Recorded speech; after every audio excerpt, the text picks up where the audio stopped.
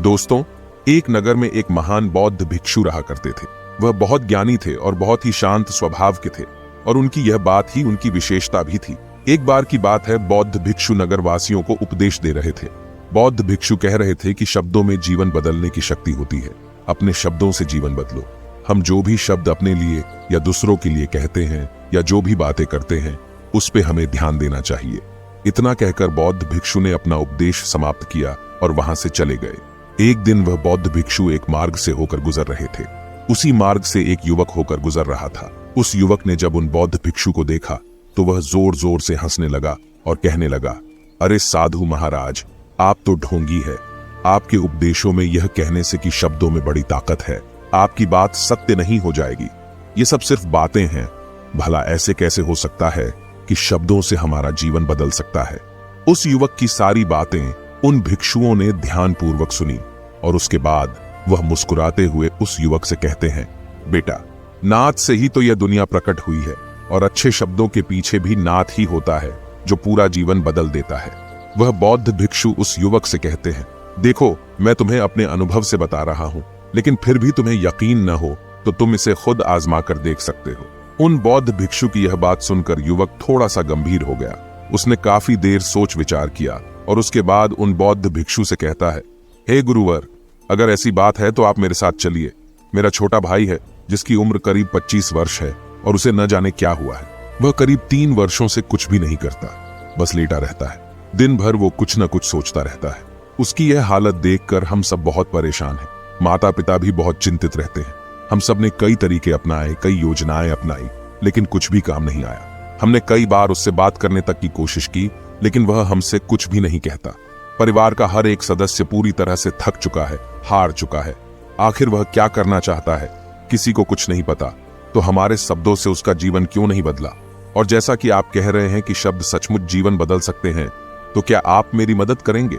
इस पर बौद्ध भिक्षु मुस्कुराते हुए उस युवक के साथ चल पड़ते हैं। वह युवक उन बौद्ध भिक्षु को एक खेत में ले जाता है और अपने भाई की तरफ इशारा करके कहता है, हे गुरुवर, यही मेरा भाई है जो पूरे गांव में आलस और मक्कारी के लिए मशहूर है। आप कहते हैं कि शब्दों में वह शक्ति है जो हमारा जीवन बदल सकती है, तो क्या आपके शब्द इसका जीवन बदल सकते हैं? अगर यह सत्य है तो आप इसका जीवन बदल कर दिखाएं। उन बौद्ध भिक्षुओं ने उस युवक के भाई को ध्यानपूर्वक देखा। वह एक पेड़ की छांव में आराम से सो रहा था। जब बौद्ध भिक्षु उस युवक के भाई के पास पहुंचे और आराम से उसके सर पर हाथ फिराते हुए कहते हैं, उठो बेटा, बहुत देर हो चुकी है। ये सोने का समय नहीं, ये तो जागने का समय है। उन बौद्ध भिक्षुओं की आवाज सुनकर वह लड़का थोड़ा सा अचरज में पड़ गया। आखिर कौन है जो मुझे इतने प्यार से जगा रहा है? वरना सभी गांव वाले तो मुझे आलसी और मक्कार ही कहते हैं। आखिर कौन है जो मुझे इतना अपनापन दिखा रहा है? उसने आंखें खोली और आंखें मलते हुए उसने पूछा, हे गुरुवर, आप कौन हैं और यहाँ क्यों आए हैं? इस पर बौद्ध भिक्षु उस युवक से कहते हैं, बेटा, ये प्रश्न तो मैं तुमसे करना चाहता हूँ। तुम कौन हो, यही तो तुम्हें जानने की आवश्यकता है। उन बौद्ध भिक्षुओं की बात सुनकर वह लड़का जोर से हंस पड़ता है और कहता है, हे गुरुवर, यदि आपको मेरे बारे में जानना है तो जाइए और गांव के किसी भी सदस्य से पूछ लीजिए। आपको पता चल जाएगा कि मैं कौन हूँ। आपसे हर कोई यही कहेगा कि वह तो आलसी है, मक्कार है, तरह तरह के ताने सुनाएंगे, तरह तरह की बातें कहेंगे। इससे आपको ये जरूर यकीन हो जाएगा और आपको ये पता भी चल जाएगा कि मैं कौन हूँ। तभी बौद्ध भिक्षु मुस्कुराते हुए उस लड़के से कहते हैं, सबसे पहले मेरी यह बात सुन लो। मेहनती इंसान के खुद के शब्द उसे अंदर तक चोट पहुंचाते हैं, इसलिए कभी भी अपने आप को कोसो मत। अपने शब्दों को सुधारो। और मेरी यह दूसरी बात भी सुन लो। मैंने उन गांव वालों से नहीं पूछा कि तुम कौन हो, मैं तुमसे पूछ रहा हूं कि तुम कौन हो। लेकिन तुमने तो अपनी आदतें मुझे बताई। आलस तुम्हारी पहचान नहीं, तुम्हारी आदत हो सकती है, और इंसान नहीं, उनकी आदतें खराब होती हैं। इसलिए बेटा, तुम आलसी और मक्कार नहीं हो, ये तो तुम्हारी आदत है। बस इतनी सी बात है जो गांव वाले नहीं समझ सकते। ये सारी बातें सुनकर वो लड़का थोड़ा सा आश्चर्यचकित रह गया, क्योंकि गांव वाले हमेशा उसे मक्कार, आलसी और तरह तरह के ताने ही सुनाया करते थे। उन बौद्ध भिक्षुओं की यह बात सुनकर उस लड़के की आंखों में आंसू आ गए। वह तुरंत ही दोनों हाथ जोड़कर उन बौद्ध भिक्षु के चरणों में गिर पड़ा और उनसे कहने लगा, आप सत्य कहते हैं, यह मेरी आदत ही है और मैं इस आदत से बहुत परेशान हूं। मैंने बहुत कोशिशें भी की, लाख उपाय किए, लेकिन मैं अपनी इस आदत से छुटकारा ना पा सका। इन आदतों से बाहर आना बहुत कठिन है। मैंने कई बार आलस छोड़ने का प्रयास तक किया, पूरी कोशिश भी की, लेकिन कोई लाभ नहीं हुआ। मैं जब भी कोई कार्य करने की कोशिश करता हूं तो पता नहीं क्यों मेरा मन कहीं और भागने लगता है। मेरा दिमाग किसी और दिशा में काम करने लगता है और मैं उस काम पर ध्यान ही नहीं दे पाता। मैं क्या करूं, कैसे करूं, मुझे कुछ भी समझ नहीं आता। जब भी मैं किताबें पढ़ने की कोशिश करता हूं तो मुझे नींद आने लगती है। मन में एक अजीब सा दर्द महसूस होता है। ऐसा लगता है कि मेरा जीवन यूं ही व्यर्थ जा रहा है। और जब मैं इस दर्द को बर्दाश्त नहीं कर पाता तो मैं सो जाता हूं, ताकि जब मैं उठूं तो मुझे दर्द न महसूस हो। और अब तो मुझे यह भी यकीन हो चुका है कि मैं इन आदतों से नहीं निकल सकता। ये आदतें मुझे नहीं छोड़ने वाली।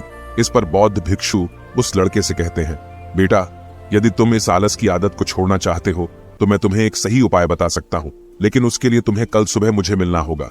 तभी वह तरीका मैं तुम्हें बताऊंगा। यदि तुम उस तरीके को सीखना चाहते हो तो कल सुबह मेरे पास चले आना। इतना कहकर बौद्ध भिक्षु वहां से चले गए। लेकिन उन बौद्ध भिक्षु की सारी बातें उस लड़के के कानों में गूंज रही थीं। वह यह समझ नहीं पा रहा था कि आखिर वह बौद्ध भिक्षु उसे कौन सा मार्ग दिखाने वाले हैं। वह ऐसा कौन सा उपाय बता देंगे जिससे उसके जीवन से आलस्य हमेशा हमेशा के लिए खत्म हो जाएगा। देखते ही देखते रात हो गई। रात भर वह अपने बिस्तर पर करवट लेता रहा और उन बौद्ध भिक्षु की बातों के बारे में सोचता रहा। इसी प्रकार देखते ही देखते सुबह हो गई और वह लड़का उन बौद्ध भिक्षुओं के पास जा पहुंचा। वह लड़का उन बौद्ध भिक्षु को प्रणाम करता है और कहता है, गुरुवर, जैसा कि आपने कहा था, लीजिए मैं आ गया। अब मुझे वह मार्ग बता दीजिए जिसे मैं अपने जीवन से इस आलस्य को निकाल सकता हूं। तभी बौद्ध भिक्षु उस लड़के से कहते हैं, बेटा, जब भी तुम्हारा मन दुविधा में हो, तुम निर्णय न ले पा रहे हो और तुम्हारे मन में तरह तरह के प्रश्न उठ रहे हो कि मैं क्या करूं, कैसे करूं, इस कार्य को पूर्ण कैसे करूं, यह सब कैसे होगा, तब तुम वास्तविकता में अपने अतीत से सोच रहे हो कि पिछली बार तुम्हारे ऐसा करने पर क्या हुआ, या अतीत में तुमसे लोगों ने क्या कहा था। तो आज से कभी भी अपने अतीत से नहीं बल्कि भविष्य से सोचो। इस पर लड़का कहता है, भविष्य से? वह भला कैसे? तभी बौद्ध भिक्षु उस लड़के से कहते हैं, मान लो कि तुम्हें आज किसी भी चीज की कमी नहीं है। तुम्हारे पास वो हर चीज है जो तुम चाहते हो, वह सारी सुख सुविधाएं हैं। तो अब बताओ, तुम अपना जीवन कैसे व्यतीत करना चाहोगी? उन बौद्ध भिक्षु की यह बात सुनकर वह लड़का कुछ देर के लिए सोच में पड़ गया, क्योंकि आज तक उसने सभी गांव वालों के केवल ताने ही सुने थे। किसी ने भी आज तक उसके जीवन के बारे में उससे ऐसी बात नहीं की थी और वह गुरुवर उसे आने वाले भविष्य के बारे में उससे बातें कर रहे थे। उन बौद्ध भिक्षु की यह बात सुनकर वह लड़का खुद से प्रश्न करने लग गया कि अगर मेरे पास सब कुछ होगा, धन की कोई कमी नहीं होगी और सारी सुख सुविधाएं होंगी, तो मैं अपना जीवन कैसे व्यतीत करूंगा? कुछ देर सोच विचार करने के बाद वह उन बौद्ध भिक्षु से कहता है, गुरुवर, मैं यह दुनिया घूमना चाहूंगा, पहाड़ों पर चढ़ना चाहूंगा, समुद्र की रेत पर चलना चाहूंगा और मैं एक बहुत बड़ा व्यापारी बनना चाहूंगा। तभी अचानक उस लड़के का ध्यान टूट गया और वह उन बौद्ध भिक्षु से कहता है, परंतु हे गुरुवर, यह सब कैसे संभव होगा? केवल मेरी मात्र सोच लेने से तो यह सब पूरा नहीं होने वाला। उसके ऐसा कहते ही उसके अतीत में बीती हुई सारी घटनाएं उसकी आंखों के सामने से गुजरने लगी और वह एक बार फिर से निराश होने लगा।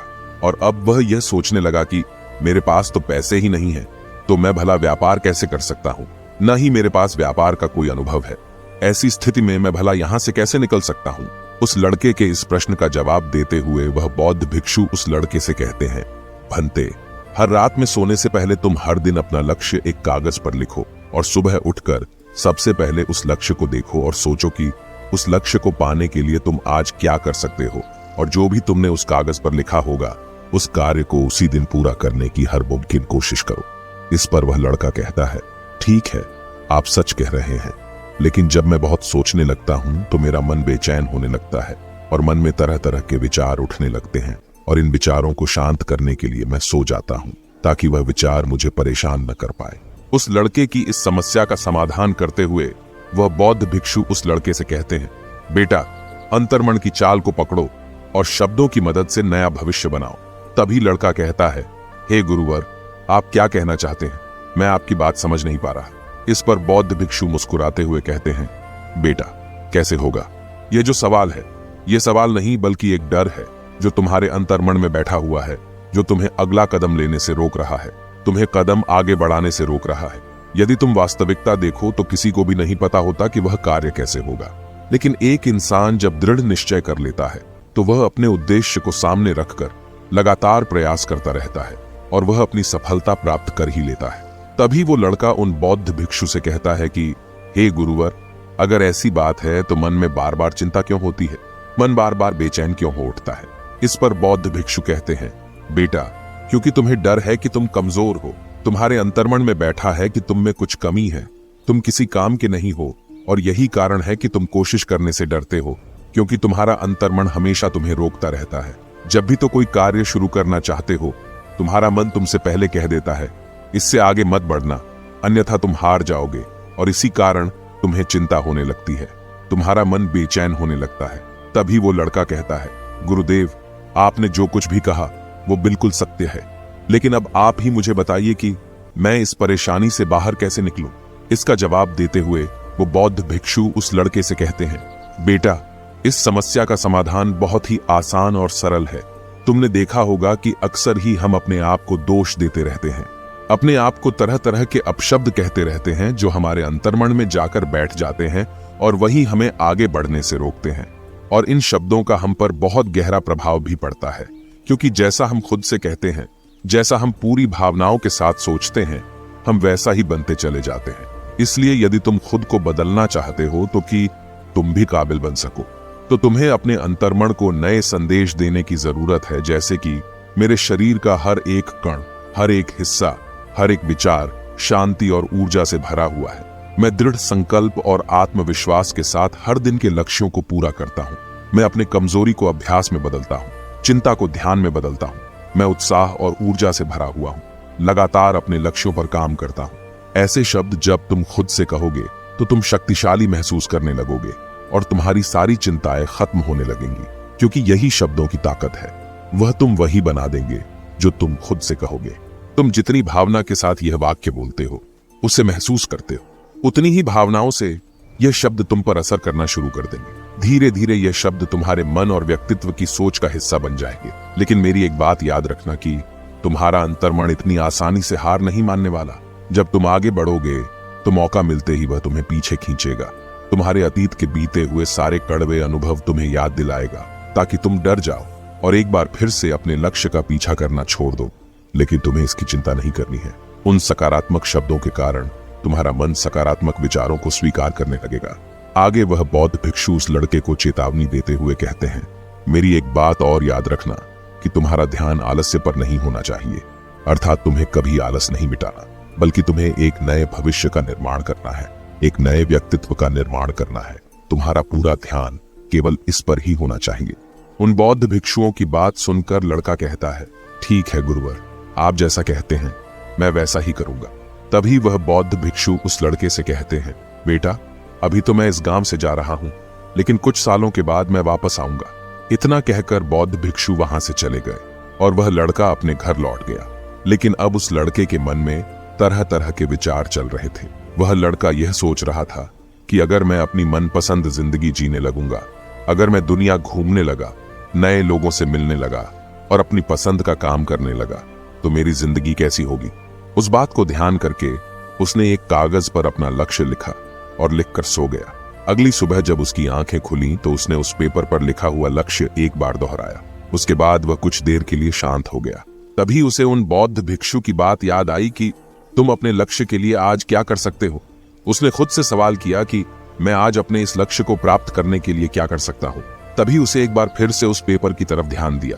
उस पेपर पर लिखा था कि मैं बाजार जाता हूँ और लोग व्यापार करने की कौन सी चीजें, कौन से सामान लेकर आते हैं। मैं उन चीजों को देखता, उन चीजों को पता करता। वो पढ़ने के बाद तुरंत ही बाजार चला गया।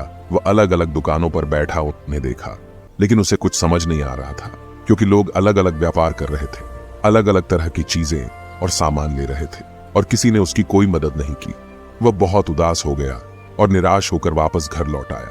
तभी उस लड़के को उन बौद्ध भिक्षु की एक और बात याद आई।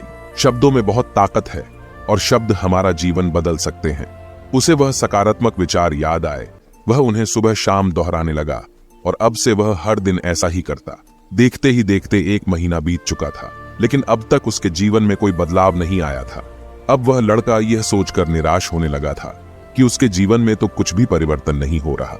लेकिन 1 महीने के बाद उसे महसूस हो रहा था कि वह पहले से अच्छा महसूस कर रहा है। उसका दिमाग अब अच्छी तरह से सोच पा रहा है। वह पहले से ज्यादा चलने फिरने लगा है। धीरे धीरे उसे समझ में आने लगा कि जो लोग आगे बढ़ते हैं, महान काम करते हैं, उनकी सोच में कितना अंतर होता है। वे लोग हमेशा शक्तिशाली विचार सोचते हैं। दूसरों की छोटी सोच और डर से वह कभी प्रभावित नहीं होते। जब भी उनके सामने कोई मुश्किल आन पड़ती है तो वह घबराते नहीं, बल्कि उस समस्या का समाधान निकालते हैं। इस समस्या के समाधान पर ध्यान केंद्रित करते हैं और न ही वह कभी किसी का इंतजार करते हैं। वह केवल खुद पर विश्वास करते हैं और तुरंत ही कदम आगे बढ़ाते। जब उस लड़के को ये सारी बातें समझ में आने लगी तो उसने भी धीरे धीरे अपने कदम आगे बढ़ाने शुरू किए। उसने बिल्कुल वैसा ही व्यवहार करना शुरू किया। अब से वो कभी खाली नहीं बैठता था। जब भी उसका मन करता वो बाजार जाता और लोगों के बारे में जानता समझता कि वो किस प्रकार व्यापार कर रहे, कौन से चीजें खरीद रहे हैं और किन चीजों पर उन्हें लाभ हो रहा है। और जब उसका मन करता तो अपने पिता की मदद भी करता था। वो अपने पिता के साथ मंडी में जाता, वहां पर जाकर मोल भाव करता। ते हमेशा कुछ न कुछ सीखने में ही जुटा रहता है। तभी एक दिन गांव में एक मसाले का व्यापारी आया। उसे कुछ पढ़े लिखे नौजवानों की जरूरत थी जो माल की गिनती कर सके और हिसाब रखने का काम कर सके। वह लड़का अपने लक्ष्य को जानता था कि उसे क्या पाना है। उसे समझ में आ गया था कि इस काम से उसे बहुत कुछ सीखने को मिलेगा। बेहिचक उस सेठ के पास पहुंच गया। वह जानता था कि उसे उस काम के बहुत कम पैसे मिलेंगे, लेकिन फिर भी वह उस काम को करने के लिए तैयार था। अब उस लड़के की सोच पूरी तरह से बदल चुकी थी। अब वह बाकी लोगों की तरह नहीं सोचता था। बहुत ईमानदार और समझदारी से काम करता था। देखते ही देखते करीब 3 महीने बीत गए और अब व्यापारी यह समझ चुका था कि नौजवान बहुत ही समझदार है और वह उसे व्यापार में बहुत मदद करता है। इसलिए उस मसाले के व्यापारी ने उस लड़के को अपना सहायक बना लिया। उस व्यापारी ने देखा कि इस लड़के की दिनचर्या सबसे अलग है। ये हर दिन पढ़ता है, लिखता है, सुबह उठकर ध्यान करता है, नई चीजें सीखता है। परेशानी आई तो भी विचलित नहीं होता। ये सबसे सम्मान से बात करता है, सबका आदर करता है। देखते ही देखते 1 साल बीत चुके थे और अब तो व्यापारी उस नौजवान से बहुत खुश था। उसने धीरे धीरे उस नौजवान को व्यापार के सारे गुण सिखा दिए और देखते ही देखते वह लड़का अब एक छोटा सा व्यापारी बन चुका था। और जब उस लड़के के अंदर व्यापार की समझ आ गई तो उसने जड़ी बूटियों का व्यापार शुरू कर दिया और देखते ही देखते केवल कुछ ही वर्षों में उस नगर का सबसे बड़ा व्यापारी बन गया। लोग उसे सबसे बड़े व्यापारी के नाम से जानने लगे। उसकी नाम दूर दूर तक फैलने लगा। करीब 5 वर्षों बाद जब वह वापस अपने घर लौटा तो लोग बहुत हैरान थे। उसे देखकर लोग बहुत अचंभित थे। उसके सारे जानने वालों ने उस लड़के से पूछा, तुम इतना कैसे बदल गए? तब उसने कहा, उन गुरु ने सच ही कहा था, शब्दों से हम जीवन बदल सकते हैं। वैसे आपने आज की इस वीडियो से क्या सीखा हो, मुझे आप कमेंट में जरूर बताइएगा। इसी के साथ में उम्मीद है कि आपको आज की ये वीडियो जरूर पसंद आई होगी। तो इस वीडियो को लाइक और अपने दोस्तों के साथ शेयर भी जरूर कीजिएगा और हमें ऐसे ही सपोर्ट करने के लिए चैनल को सब्सक्राइब जरूर दबा दीजिएगा। तो चलिए फिर मिलते हैं अगली वीडियो में। तब तक के लिए अपना ख्याल रखें। धन्यवाद और नमो बुद्धाय।